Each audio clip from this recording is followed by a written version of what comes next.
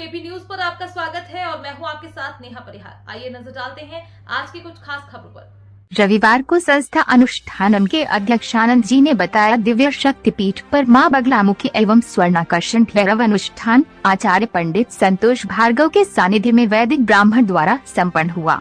अनुष्ठान के पश्चात आचार्य पंडित संतोष भार्गव का समिति द्वारा अभिनंदन एवं सम्मान किया गया। इस आयोजन में विशेष रूप से शहर के गणमान्य नागरिक सम्मिलित हुए। आभार शुभम जी ने माना।